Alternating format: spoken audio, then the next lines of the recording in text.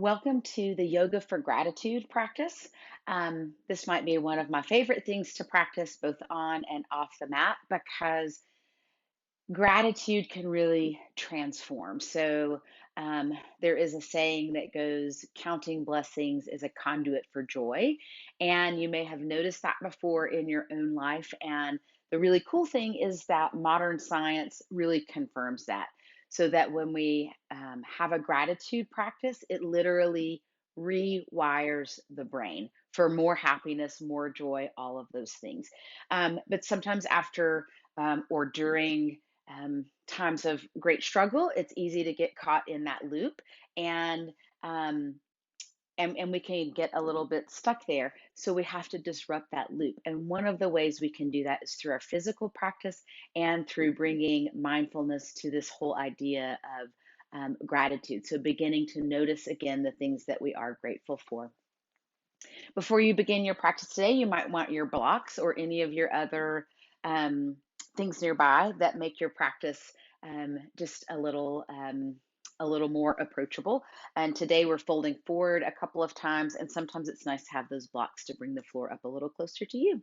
So once you have all of your things, just meet me on your mat in a comfortable upright seat. So Sukhasana with legs crossed maybe, or if there is a different upright posture that feels better to begin, you're certainly welcome to find it. Soften your gaze or close your eyes and start to connect with your breath.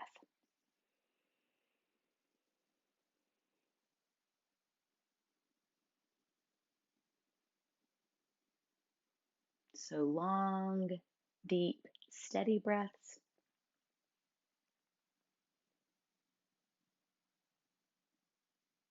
And maybe beginning to bring to mind something for which you are grateful.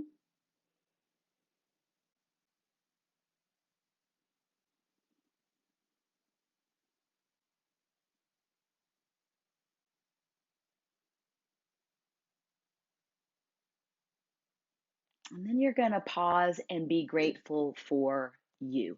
So if your hands are a little cold, take a moment and warm them up. It's cold here today while I'm videoing this, so my hands are a little chilly. Once your hands are warm, bring your palms to your face. So cupping your face, taking a moment here to really deliver the warmth and energy of your own hands back to yourself.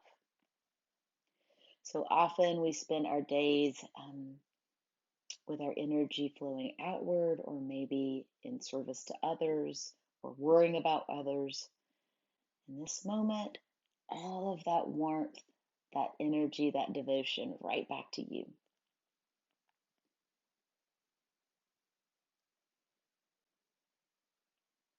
As you continue to breathe deeply, now resting palms over your heart, so over heart center. Continuing to be specific about any blessings that come to mind here.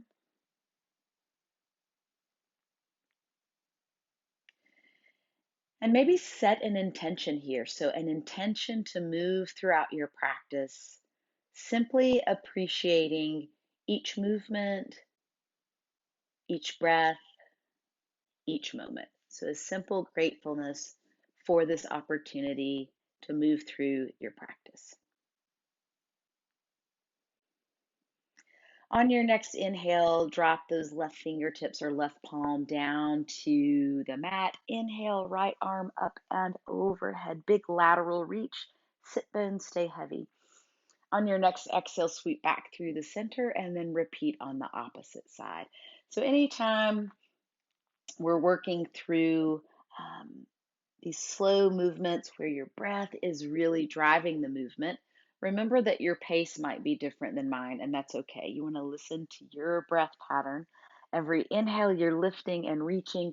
Every exhale, back through the center and then overhead again.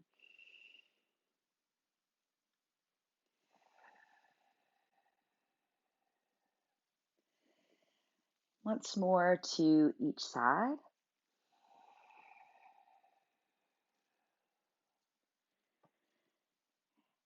we come back to center, let's pause and we're going to find our box breath or box breathing. Typically, this is to a count of 4. So I'm going to cue it to that. But if this feels too long, you can shrink it down to 3. But just know that each inhale, each pause, each exhale, all of those are to the same count. So as we begin on our inhale, we're going to inhale 2, 3, 4, hold 2, 3, 4. Exhale, 2, 3, 4. Hold, 2, 3, 4. So that's box breathing. We're going to find a spinal twist and add that box breath to it. So walking your right fingertips over toward the left thigh or left knee. Left fingertips walk behind the back. Really roll the chest open, shoulder blade in the back, drawing toward the midline. And then find your box breath here. If it was a count of 4 or a count of 3, it's unique to you, but you're inhaling, holding, exhaling, holding, repeat. So inhale, and then just follow that box breathing until you get all the way back to that long exhale.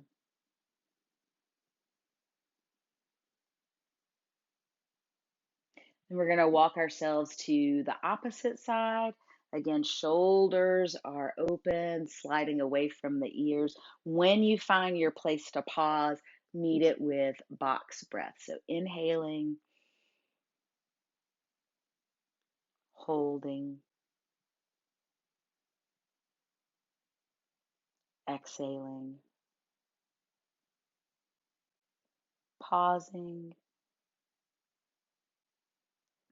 inhaling, hold,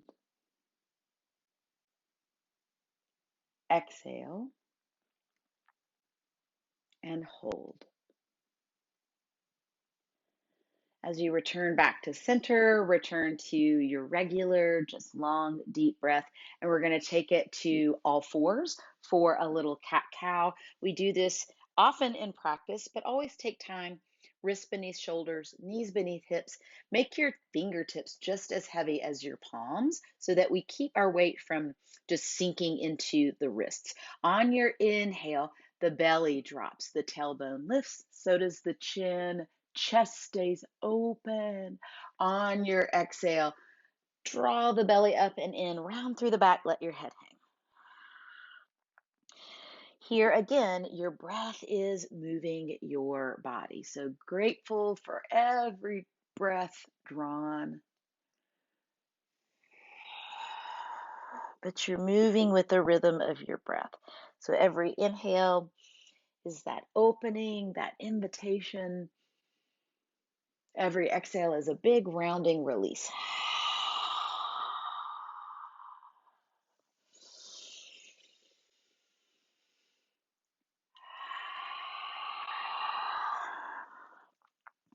Back to center, so back to a neutral spine. We're going to add a little toe stretch. So from here, tuck your toes under, and then we can really control the intensity of this by how far you move. So if this is already feeling pretty intense, if you shift your hips back, you're going to add a little more intensity. If you think, okay, not so much intensity yet, then you can sink your sit bones all the way down close to your heels and then walk your torso up so that now your weight is resting over your feet. And you clearly can't see my feet in these pants, but toes are tucked underneath. So opening the bottoms of the feet is a place that sometimes doesn't get a whole lot of attention. So this can be really intense. It's okay to feel a little challenge. If you feel true pain or ever if you feel numbness or tingling, then walk yourself out of it. And so remember, less intense here, more intense if you're stacked over your heels. So we're going to stay for just a few more breaths, always meeting any challenge with breath. So even in the challenge, can your face stay soft, your jaws unclenched?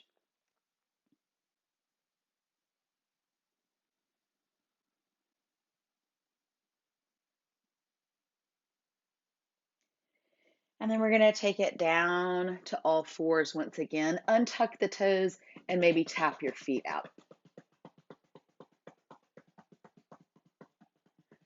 Then from here, we're going to make our way to downward dog. So heavy fingertips, heavy palms, lifted belly, tucked toes. Arms are strong. They're pushing you away from the mat. As the tailbone lifts, the heels soften down. Arms are strong. Breath is deep.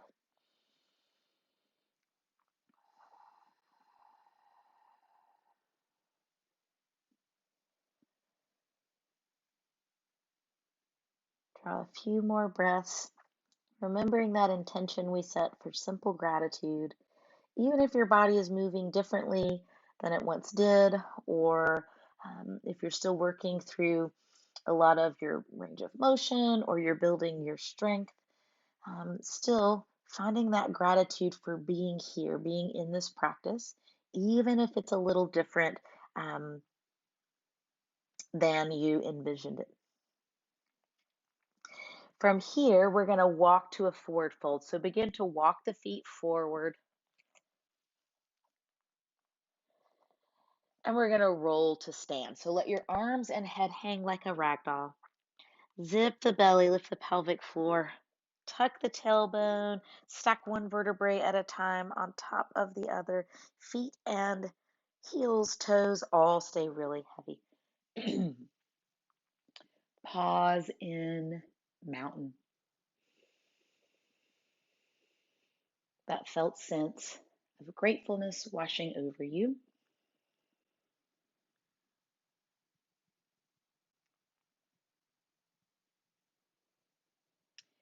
And from here, we're going to step into a high crescent lunge.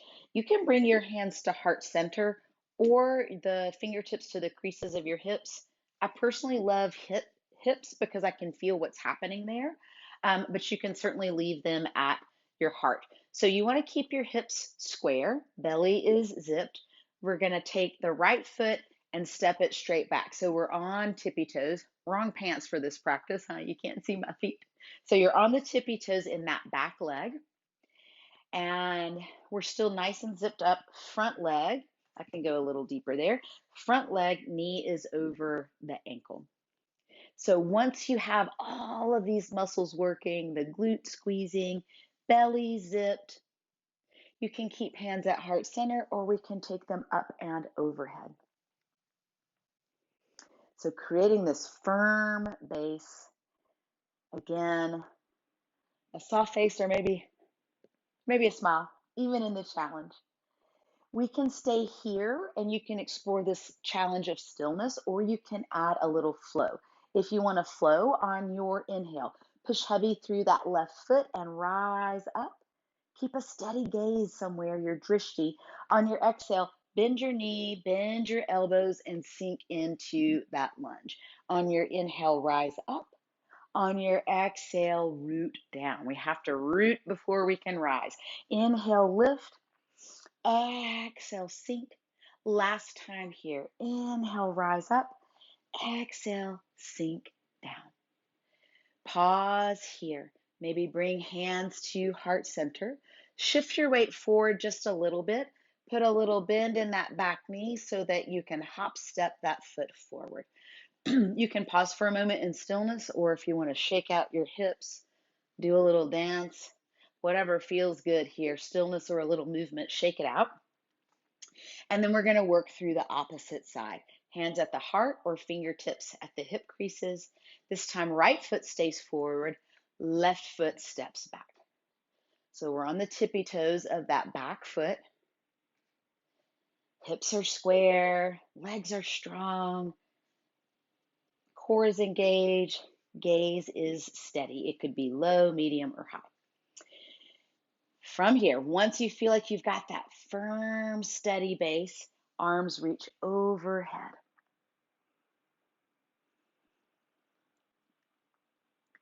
And then from here, you can keep this stillness, or we can add the flow. If you want to flow, heavy through that right foot. Inhale, rise up. On your exhale, bend elbows, bend knee, cactus the arms, sink down. Inhale, rise. Exhale, sink. I know you're no stranger to that idea of rising up because it has been asked of you, no doubt. Inhale, rise. So maybe celebrate that rise. Exhale, anchor down, hold here. From here, hands come back to the heart. Shift the weight forward just a little bit, a little bend in that back knee, and then hop step forward.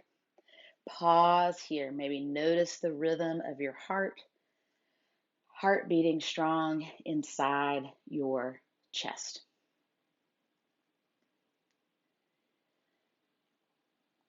Before we step into pyramid pose, you might want your blocks nearby because when we lean forward, sometimes it's nice to have them to bring the floor a little closer. I'm going to have mine nice and close today. Keeping the hips square. Again, maybe you need to see my leg. That right foot is going to step back, and it's at about a 45-degree angle. But if the hips try to open up, you're going to draw them back to the front so they're nice and square. Make your feet heavy as if you could push them away from one another. And then from here, we start to take it forward. You're really zipped in the belly. Maybe, depending on where you are in your practice, maybe we stay exactly right here. Again, feet are heavy like you're trying to push them away. Or maybe we take it a little more forward, keep that length in the spine. It's almost like you give a little tilt up of your tailbone here as well. And then depending on how much that hamstring starts to open up, you might sink a little lower into that posture. But wherever you are, maybe imagine any worries that are present, any frustrations, anything that feels a little heavy today. Maybe imagine that rolling down your spine toward the crown of your head. So collecting at the crown of your head and then tumbling toward the mat.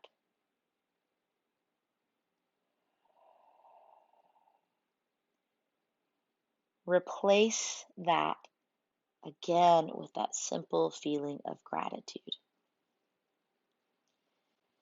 Be just grateful that you're here for the challenge of your practice, or maybe it's something, could be anything. Maybe you had one of your favorite meals today, or saw your favorite person. It could be literally anything, but just anything that brings you a feeling of gratefulness.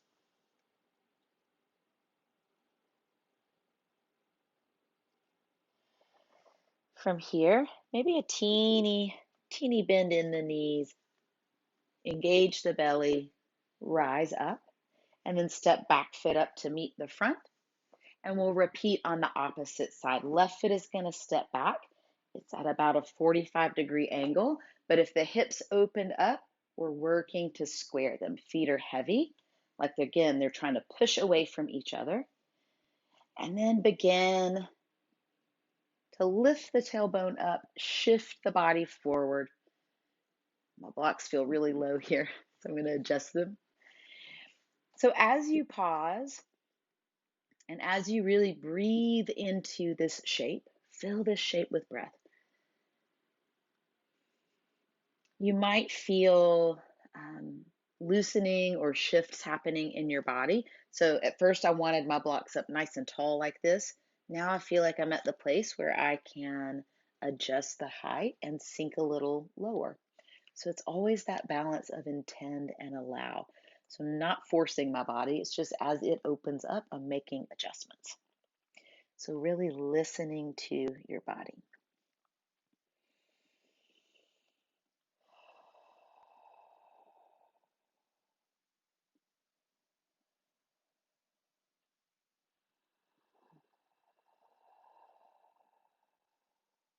One more deep breath here.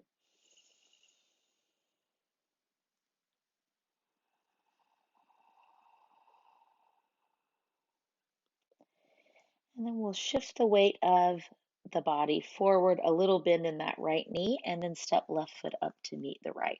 If your blocks are still nearby, you can scooch them to the end of your mat, and we're going to rise to stand. You can roll up one vertebrae at a time, or you could hinge up, but we're going to come to a standing posture.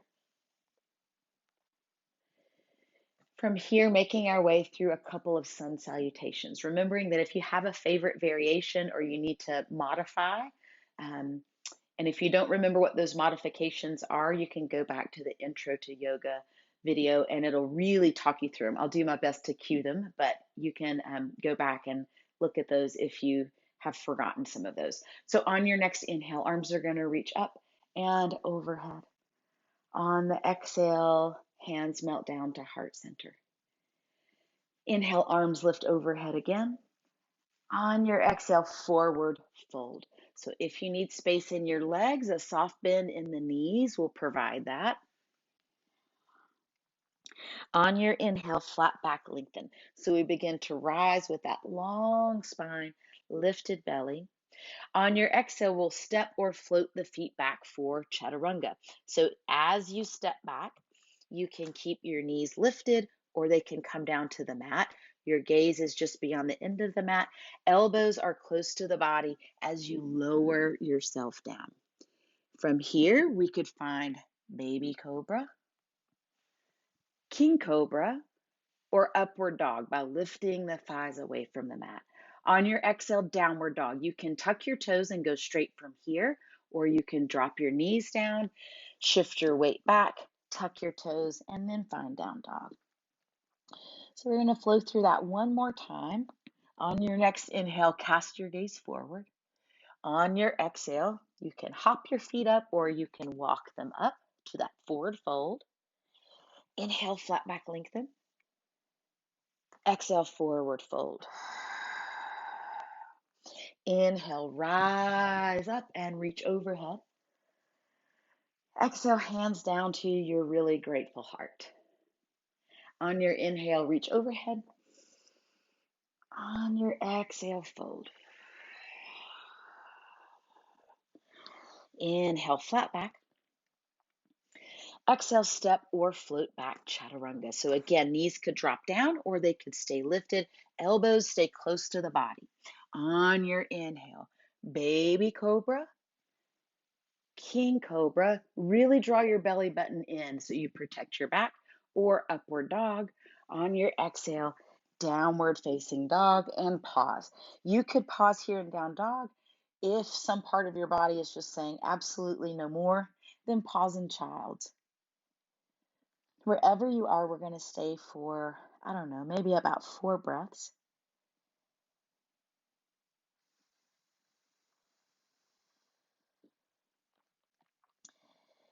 Can you take up so much space with your breath? Deep, vibrant breath in, long, complete exhale.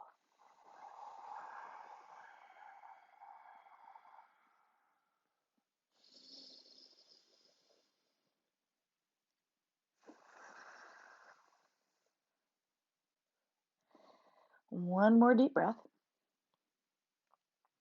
If you are in down dog, lower the knees down. And then we're all going to meet on our bellies to build our locust posture. So making your way down, maybe forearms first, and then wiggle walking your way down. Locust, I'm a big fan of isolating first so that we can then integrate it all together. So once you're on your belly, it would feel good if we just could relax here, but we're still active a little bit longer. Your belly button is lifting, it's drawing up toward the spine. We're going to take the arms back, palms are down next to our thighs. Make your hands heavy. Your gaze is just there at the tip of your mat. Draw the belly up and in. Stretch your legs long. On your next inhale, elevate your legs up. So hands are still heavy, pushing down. We're just lifting legs. Maybe you notice legs, hamstrings, glutes, maybe low back a little bit. And we're going to stay another breath or two. And then we're going to soften down. So you could soften your head in the center or to the side. When we lift again, we're going to isolate upper half of the body. So legs are going to stay heavy and we're going to lift the upper part. So everything else is still the same. Those pelvic floor muscles draw up, belly draws in. Legs stay heavy. This time on your inhale, the chest lifts, arms reach, and they come a little closer together in the back. So they're coming closer together. One more breath. And then exhale the body down. As you melt for a few breaths, we're going to lift 2 more times. When we lift again, you have the option to lift only legs, only arms, or integrate them together. So if you brought your arms forward like I did, bring them back next to the thighs. Zip your belly, lift pelvic floor. On your next inhale, lift arms, lift legs, or lift both. Everything drawing toward the center of the body.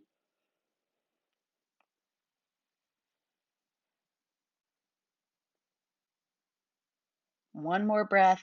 Keep that beautiful control as you melt back down. So always mindful not to really rush out of a posture, even when it's a difficult one.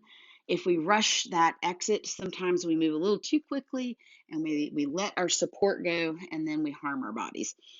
When we lift one last time, you can lift arms, you can lift legs, you can lift both, just like we just did, or you can find bow posture. If you choose bow, you bend through the knees. And with this one, this is when you want to be, pretty far along in your recovery. So just be mindful of that. Pelvic floor is lifted, belly is zipped. If you have arms and legs straight at this time, choose if you want to lift arms, legs, or both. If you're in bow, you're going to push heavy into your fingertips and then rise up. So lifting legs, pushing into the fingertips. On your next exhale, ease back down, and then we're going to make our way to child's. So maybe giving that little lift of the torso, pushing through your hands. As you walk your knees a little closer, instead of taking arms up and overhead for this child, let's bring forearms down to the mat so that you can get a little heavy through the elbows, tuck the tailbone, round through the back, and let the head hang. So we just did a whole lot of extension in our spines. Now we want to complement that with some flexion. So you're going to stay here, rounding your back, breathing deeply. Just a few more breaths.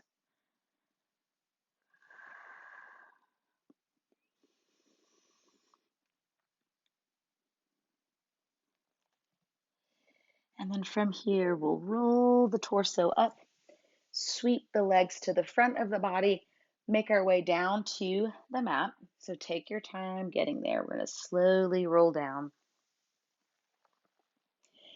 Once you're here, let's give a little rocking back and forth through the knees. So a little windshield wipering of the knees.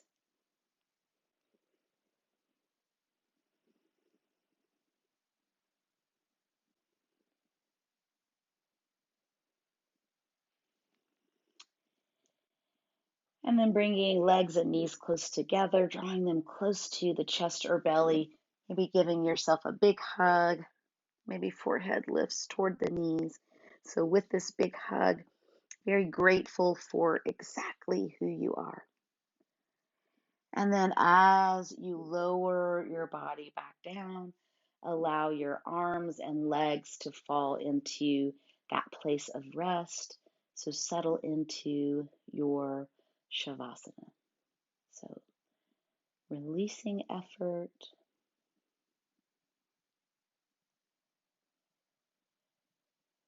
Breath becomes soft, steady, rhythmic, and natural.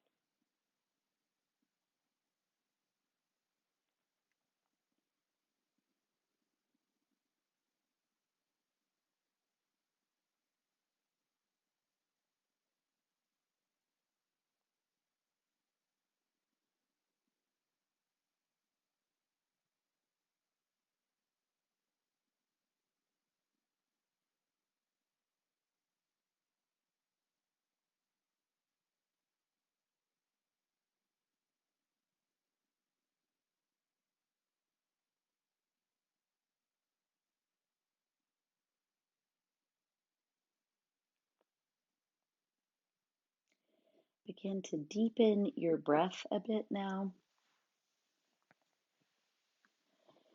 Also, since you're in the comfort of your own space, if you want to hang out there for quite some time, you can. You don't even have to add movement. You can just keep your eyes closed and settle into that stillness.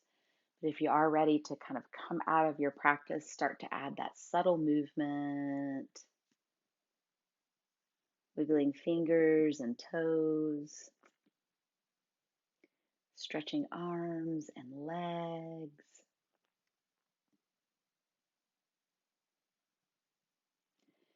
And then eventually rolling to one side or the other, so left or right side. Pausing for a few breaths.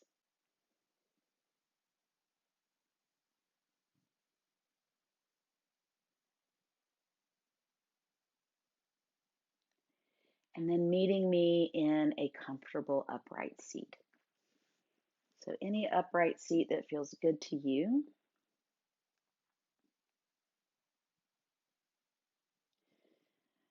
Once you're there, let's bring our palms back to our cheeks one more time. Remembering to be grateful for who you are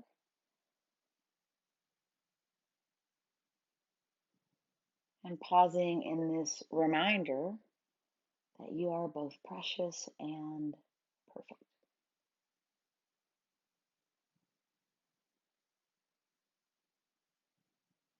On your next inhale, sweep your arms up and overhead. Deep breath in. Exhale, hands down to heart center, a nod of gratitude in thanksgiving for you, for this practice, and for our abilities to nourish ourselves through both rhythm and through rest. Namaste.